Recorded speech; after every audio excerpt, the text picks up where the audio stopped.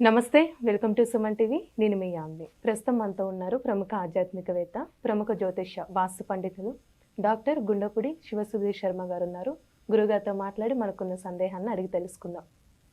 నమస్కారం గురుగారు. శ్రీమాత్రే నమః. శ్రీ గురుభ్యో నమః. గురుగారు, ఈ నెల మనకి అమావాస్య రాబోతుంది. అమావాస్య అంటే ఇప్పుడు ఆషాఢ అమావాస్యకి సంబంధించి అసలు ప్రాముఖ్యత ఏంటంటే ఆ రోజు? ముఖ్యంగా అమ్మ మనకి చాంద్రమానం సౌరమానం అని రెండు మానాలు ఉంటాయి. అలాగే మనకి ఉత్తరాయణ పుణ్యకాలం దక్షిణాయన పుణ్యకాలం రెండు ఉంటాయి. అలాగే పక్షాలు కూడా రెండు, శుక్లపక్షం కృష్ణపక్షం. ఇక్కడ దక్షిణాయనం అంటే చీకటి అని అర్థం. అలాగే కృష్ణపక్షము అంటే చంద్రుడి కాంతి తగ్గుతూ చీకటికి దగ్గర అవ్వటం, అమావాస్యకి దగ్గర అవ్వటం.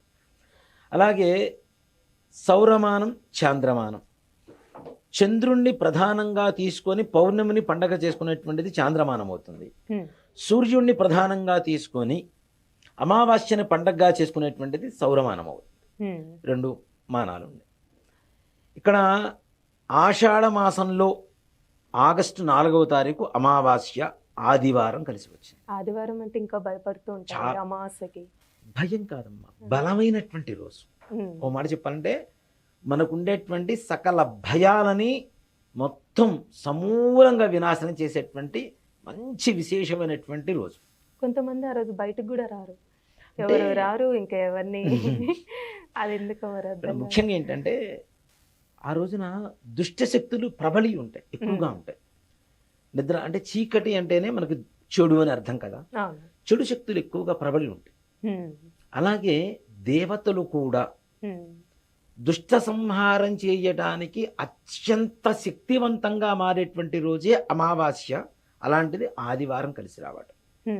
మనం ఆషాఢ మాసం అంటాం కదా, ఆషాఢ మాసానికి ఆషాఢ పౌర్ణానికి ఉత్తరాషాఢ నక్షత్రం వస్తుంది కాబట్టి ఆషాఢ మాసం అని పిలుస్తూ ఉంటాం. చూడండి, ఆషాఢ మాసం అనేది సూర్యుడికి చాలా ప్రధానమైనటువంటి మాసంగా చెప్తూ ఉంటాం. తదుపరి శ్రావణ మాసం, వెంటనే శ్రవణ నక్షత్రం చంద్రుడు అధిపతి, ఇక్కడ సూర్యుడు వెంటనే చంద్రుడు. అలాగే ఆషాఢ మాసంలో వచ్చేటువంటి అమావాస్య ఏదైతే ఉంటుందో అదే చాలా చాలా శక్తివంతమైన పవిత్రమైనటువంటి రోజు. అలాంటిది ఆదివారం కలిసి రావటం ఇంకా విశేషమైనటువంటి రోజు. మనం ఏదన్నా సినిమాలో కానీ వాటిలో కూడా ఎక్కువగా వింటూ ఉంటాం, ఆదివారం అమావాస్య అర్ధరాత్రి అంటే అది ఎంతసేపటికి భయపడటానికి జనాలలో ఒక రకమైనటువంటి భీతిని కలుగజేయడానికి తీసుకొచ్చినటువంటి విధానమే. కానీ ఆదివారం అమావాస్య రోజున కలిసి వస్తే ఎంత విశేషమైనటువంటి రోజు అంటే ఆమార్కము అంటారు. అంటే అమావాస్య, అర్కము అంటే ఆదివారం. ఈ రెండు కలిసి రావడం అనేది చాలా విశేషం. కానీ ఈ 2024 ఆగస్టు 4వ తారీఖు వచ్చేటువంటి ఆషాఢ బహుళ అమావాస్య మునుపెన్నడు ఎరుగినటువంటి ఒక విశేషమైనటువంటి రోజు కూడా. మనకి తంత్రశాస్త్రం కానివ్వండి, లేదా శక్తి దేవతలు ఎక్కువగా మనకి తొందరగా ఉపాసన చేయడానికి సులువైనటువంటి రోజు కానివ్వండి, పవిత్రమైనటువంటి రోజు కానివ్వండి, శక్తివంతమైనటువంటి రోజులు కానివ్వండి, కొన్ని రోజులు ఉంటాయి ఒక గురువుగారి దగ్గర ఉపదేశం తీసుకోవడానికి, ఇట్లాంటి వాటికి కూడా. అలాగే చెట్టు బదనికలు అని చెప్పి పిలుస్తుంటారు. బదనిక అంటే ఒక చెట్టు మీద వేరొక జాతి చెట్టు మొలవటం. ఇప్పుడు చూడండి, రావి చెట్టు ఉంటుంది, రావి చెట్టు మీద అనేక రకాల చెట్లు మొలుస్తూ ఉంటాయి, అవునా? ఎందుకంటే ఈ కాకులు, పిట్టలు ఇవన్నీ కూడా ఏం చేస్తూ ఉంటాయంటే వేరే చెట్టు పండ్లు తింటూ ఉంటాయి, విత్తనాలు తీసుకొచ్చి ఆ మల రూపంలో ఆ చెట్ల మీద వేస్తూ ఉంటాయి. ఈ చెట్ల మీద వర్షానికి ఈ మనం తిరుగుతున్నప్పుడు వచ్చేటువంటి డస్ట్ ఏదైతే మట్టి ఉంటుందో ఇదంతా మట్టి పేరుకొని పోయి అక్కడ ఏదైనా విత్తనం పడగానే అది మొలకెత్తేటువంటి లక్షణాలు పుంజుకుంటాయి. అలా ఒక చెట్టు మీద వేరొక చెట్టు బదనిక, ఒక చెట్టు మొలవటాన్ని బదనిక అంటారు. అలాంటివి సేకరించడానికి కానీ కొన్ని విశేషమైన రోజులు ఉన్నాయి. అవేంటి? రథసప్తమి మనకి మాఘమాసంలో వస్తూ ఉంటుంది, సూర్యుడు పుట్టినరోజు. అలాగే మహాశివరాత్రి, అది కూడా మాఘమాసంలోనే వస్తుంది. అలాగే దసరా, విజయదశమి. అలాగే మనకి గ్రహణ సమయం, గ్రహణాలు పడుతుంటాయి కదా, అలాంటి సమయం కూడా చాలా విశేషమైనటువంటి సమయం.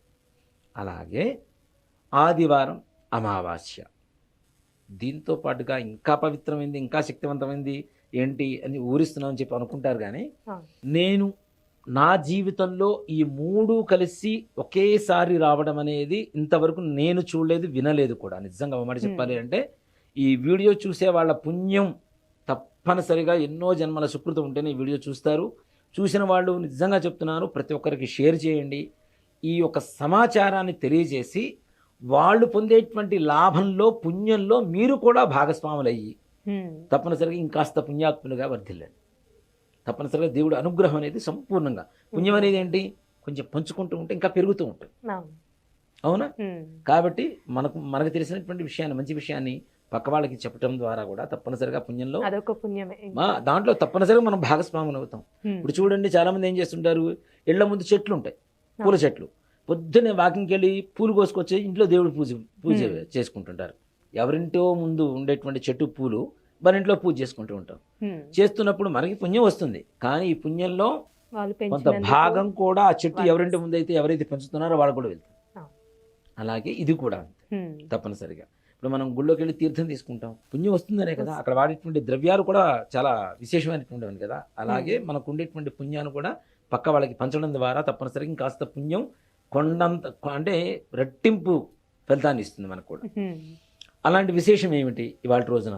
అమావాస్య రోజు, ఆదివారం, 4వ తారీఖు ఆషాఢ బహుళ అమావాస్య. ఆషాఢ బహుళ అమావాస్య చాలా శక్తి. ఆదివారం అమావాస్య కలిసి రావడం ఇంకా శక్తివంతమైనది. దానికంటే ఇంకా శక్తిని ఉన్నదానికి 100 రెట్లు శక్తిని పెంచేటువంటి యోగం కూడా ఈ ఆషాఢ బహుళ అమావాస్యకు ఉన్నది. దాంట్లో విశేషం ఏమిటి అంటే పుష్యమీ నక్షత్రం, అమావాస్య, ఆదివారం, ఈ 3 కలిసి రావడం అనేది ఎన్నో జన్మల సుకృతం ఉంటే ఈ 3 కలిసి వచ్చిన రోజున విషయం తెలుసుకుని ఏదైనా పూజ చేయడమా, లేదంటే ఏదైనా పరిహారం చేసుకోవడమా, లేదంటే ఎదుటి వాళ్ళకి పంచిపెట్టడమా, చెప్పడమా ఈ విషయాన్ని. అలాగే ఈ విషయాన్ని తెలుసుకొని మనం ఏమైనా చేసుకోదగినటువంటి అవకాశం ఉంటుందా అనేటువంటిది ఎన్నో జన్మల సుకృతం ఉంటే కానీ తప్పనిసరిగా ఈ యొక్క విషయాన్ని తెలుసుకోలేరు. అంటే ఇప్పుడు మీరు పుష్యమి నక్షత్రం అన్నారు కదండి, ఆ నక్షత్రంలో జన్మించిన వాళ్ళకి అంటే మంచి ఫలితం అంటారా ఈ అమావాస్య? విశేషమైనటువంటి యోగం అంటాం, పుష్యార్క యోగం అంటాం. అంటే పుష్యమీ నక్షత్రం ఆదివారం, అలాగే పుష్యమీ నక్షత్రం ఆదివారం కలిసి వచ్చింది, బాగానే ఉంది. ఆమార్క యోగం అంటాం, ఆదివారం అమావాస్య. ఆమార్క యోగం, పుష్యార్క యోగం 2 కలిసి రావడం అనేది చాలా చాలా చాలా కొన్ని వందల సంవత్సరాలకు ఒకసారి కలిసి వచ్చిందని చెప్పినా కూడా చెప్పుకోవచ్చు. చాలా అరుదైనటువంటి అమావాస్య ఆషాఢ బహుళ అమావాస్య. దీన్ని ఎవ్వరూ మిస్ అవ్వద్దు. నిజంగా చెప్తున్నా, ఇది మానవాళి అందరికీ కూడాను ఒక వరం లాంటిదే భగవంతుడు మనకు ప్రసాదించింది. అంటే మనం అంటే ఇప్పుడు అమావాస్య రాగానే ఇలాంటి పనులు చెయ్యము, ఎక్కడికి వెళ్ళం కూడా, కానీ వేరే దగ్గర అయితే ప్రత్యేకంగా చూస్తారు అమావాస్యని. మనకి తమిళనాడు ఇదంతా చూడండి, నార్త్ సైడ్ చూడండి, ఉత్తర భారతదేశంలో అమావాస్యను పండగ రోజు పండగలాగా చేస్తారు మనం కదా.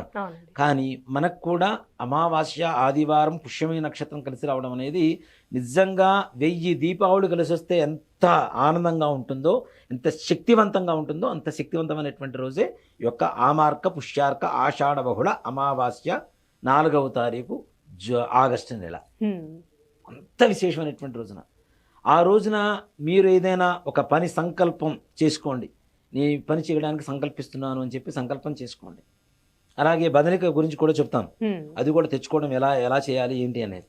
అవి తెచ్చుకోవడం కానీ, లేదంటే ఏదైనా దేవత పూజ చేయడం కానీ, ఏదైనా జపం చేయడం కానీ, తపస్సు చేయడం కానీ, హోమం చేయడం కానీ, ఇట్లాంటి వాటి ద్వారా సంపూర్ణమైనటువంటి మీరు 1% పని చేస్తే 100% ఫలితాన్ని పొందుతారని చెప్పడంలో ఏ మాత్రం కూడా అతిశయోక్తి లేదు.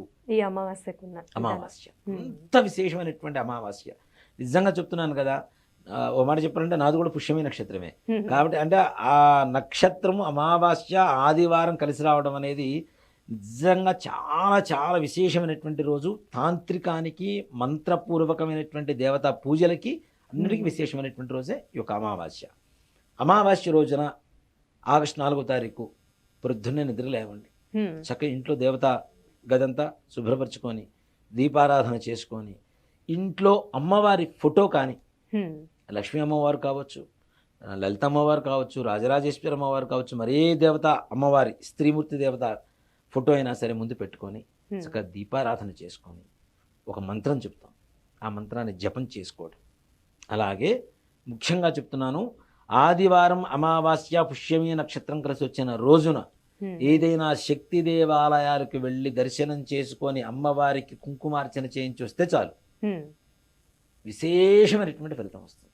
ఇక భవిష్యత్తులో మన సంకల్పం ఏదైతే చేస్తున్నామో ఆ సంకల్పం సిద్ధి తప్పనిసరిగా జరుగుతుంది. అంటే ఇప్పుడు మనకి బోనాలు కూడా చేస్తున్నారు కాబట్టి అండి, అక్కడక్కడ మనకి దిష్టి తీసి అలా వదిలేయడం చేయడం ఉంటుంది, దానివల్ల కూడా కొంచెం నెగిటివ్ అనేది వస్తూ ఉంటుంది కదా, వాళ్ళకి సంబంధించి కూడా తప్పనిసరిగా అమ్మ. ఇక్కడ మనకి అమావాస్య కానివ్వండి, గురువారం కానివ్వండి, మంగళవారం కానివ్వండి, ఆదివారం కానివ్వండి, ఇట్లాంటి రోజులు మనం 4 రోడ్ల కూడల్లో వెళ్తుంటే ప్రతి రోడ్డు కూడల్లో కూడా చాలా వరకు దిష్టి తీసేసినటువంటి నిమ్మకాయలని, కొబ్బరికాయలని, గుమ్మడికాయని ఇవన్నీ కూడా పడేస్తూ ఉంటారు. ఒక వ్యక్తి నుంచి తీసేసిన దాన్ని మనం దాటుతున్నామంటే మనతో పాటు వస్తుందా రాదా? వస్తుంది కదా. అందుకనే అమావాస్య ఆదివారం రోజున ఆడవాళ్ళు తల విరబోసుకొని తిరగొద్దని చెప్తాం ముఖ్యంగా.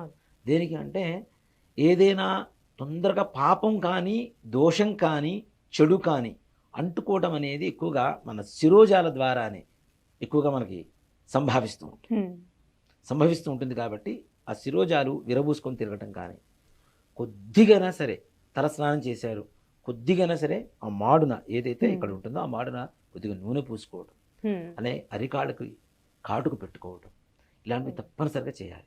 అలాగే ఆంజనేయ స్వామివారి దేవాలయానికి వెళ్ళి సింధూర ధారణ చేయడం కానీ, స్వామివారిని దర్శనం చేయడం కానీ, ఇలాంటివి కూడా తప్పనిసరిగా ఆ రోజుల్లో చేయాలి. చేయకపోతే తప్పనిసరిగా ఆ నెగిటివ్ అనేది చూడండి ఉన్నట్టుండి మనం ఇంటి అంటే వీధిలో దాటి ఇంటికి వెళ్ళిన ఒక గంటకే బాడీ పెయిన్స్ స్టార్ట్ అయిపోతుంది.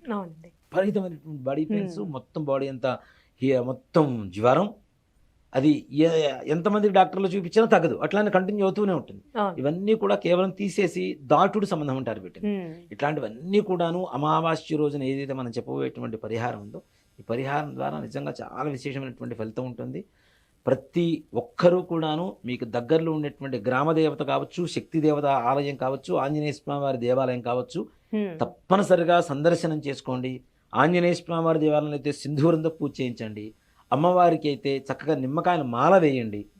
చక్కగా 27 కానీ 54 కానీ మీ శక్తి ఉన్నంత వరకు నిమ్మకాయల మాల వేయండి. ఒక 5 నిమ్మకాయలు తీసుకుని వెళ్ళి ఆంజనేయ స్వామి దగ్గర కానీ, ఈ శక్తి దేవత ఆలయంలో కానీ, గ్రామదేవత ఆలయంలో అయినా సరే. ఇప్పుడు శక్తి దేవతలు అంటే ఎవరు అనేది చాలా మందికి అనుమానం వస్తుంది. కాళి, తార, చిన్నమస్త, ధూమావతి, భగడాముఖి, వారాహి, ఇట్లానే ప్రత్యంగిర, ఇట్లాంటి దేవాలయాలు ఏవైతే ఉంటాయో ఇవన్నీ కూడా శక్తి దేవాలయాల కిందకు వస్తూ ఉంటాయి. అలా గ్రామదేవతలు ఒక 5 నిమ్మకాయలు తీసుకుని వెళ్ళండి, మాల కాకుండా అమ్మవారి దగ్గర పెట్టించండి, చక్కగా పూజ చేయించుకోండి, ఇంటికి తెచ్చుకోండి. ఒక 3 నిమ్మకాయలు గుమ్మానికి కట్టండి. చక్కగా ఒక నిమ్మకాయని కట్ చేసి పసుపు కుంకుమ అద్దేసి గడపకి అటు ఇటు పెట్టేసాయి. ఇంకో నిమ్మకాయ ఏం చేయాలి? ఇప్పుడు 5 చెప్పాం కదా, 4 నిమ్మకాయలు చేసాం, 5 నిమ్మకాయ ఏం చేయాలి? నిజంగా అవకాశం ఉంటే అందరూ జ్యూస్ చేసుకొని చక్కగా కొద్దిగా షుగరు సాల్ట్ వేసుకొని తాగడం కానీ, లేదు తల స్నానం చేసేటప్పుడు చిన్న చిన్న ముక్కలు చేసి తలకి పట్టించుకొని తల స్నానం చేయడం కానీ మరుసటి రోజు అంటే దేవుడి దగ్గర పెట్టి చేస్తే మనకు ఉండేటువంటి సకల దోషాలు పోతాయి. చాలా మంది నిమ్మకాయలు ఊరికి మనం చూడటానికి అనుకుంటాం. చక్కగా ఆ నిమ్మ చెక్క తీసుకొని తల మీద రుద్దుకొని ఒక 5 నిమిషాలు ఆగి స్నానం చేయడం ద్వారా చాలా ఈ నరఘోషలన్నీ కూడా పోతాయి వీటితో. అలాగే మరి దృష్టి దోషాలు కలిగిన మాకేం చేయాలి? ఇదే విధానం, ఇంతకుమించి వేరే అక్కర్లేదు. నిజంగా ఆ రోజున ఎవరైనా చండీ హోమం కావచ్చు, లేదా ప్రత్యంగర హోమం కావచ్చు, వారాహి హోమం కావచ్చు, భగడాముఖి హోమం కావచ్చు, రాజశ్యామల హోమం కావచ్చు, చిన్నమస్తా హోమం కావచ్చు, కమలాత్మక హోమం కావచ్చు, ఎవరైనా సరే ఇలాంటి దేవతా హోమాలు చేయించడం, అమ్మవారికి సంబంధించిన ఏ హోమం చేయించినా రెట్టింపుకి రెట్టింపు 100%. ఇప్పుడు మన 1% మనం కష్టపడి పూజ చేయించాము అంటే 100 రెట్లు ఫలితాన్ని, 100% కూడా కాదు, 100 రెట్లు ఫలితాన్ని. అంటే పూజ కన్నా హోమాలకి ఎక్కువ ఫలితం తొందరగా వస్తుంది అంటారు. అంతే కదా. దేవతలకి మనం ఆహ్వానించడానికి, దేవతల సందర్శనానికి సులువైనటువంటి మార్గం ఏమిటి అంటే హోమం. కలియుగంలో మనకి జపం, తపస్సు మన మనస్సు కుదరొచ్చు, కుదరకపోవచ్చు, కానీ చేస్తున్నటువంటి బ్రాహ్మణుడు మనస్ఫూర్తిగా చేస్తే ఆటోమేటిక్గా మనకు పని అయిపోతుంది కదా. కాబట్టి మనం కూడా భక్తిపూర్వకంగా ఉండాలి, కానీ చేసేటువంటి వాళ్ళు కూడా భక్తిపూర్వకంగా చేస్తే తప్పనిసరిగా అనుకునేటువంటి పనులు తప్పనిసరిగా నెరవేరుతాయి. ఎవ్వరు మిస్ అవ్వకండి. ఆషాఢ బహుళ అమావాస్య ఆగస్టు 4వ తారీఖు పుష్యమి నక్షత్రం ఆదివారం కలిసి వచ్చింది. మరలా ఇలాంటి అదృష్టమైనటువంటి, శక్తివంతమైనటువంటి, పవిత్రమైనటువంటి రోజు మరలా మన తరంలో మనకు వస్తుందో రాదో తెలియదు కాబట్టి ఉమ్. ఈ తరంలో ఉండేటువంటి వాళ్ళందరూ కూడా దీన్ని వినియోగించుకోవాలి. సద్వినియోగపరచుకోవడం అనేది తప్పనిసరిగా చేయండి. అమ్మవారి అనుగ్రహం, ఆంజనేయ స్వామి వారి అనుగ్రహం ద్వారా అనుకునేటువంటి సకల కార్య సిద్ధి తప్పనిసరిగా జరుగుతుంది.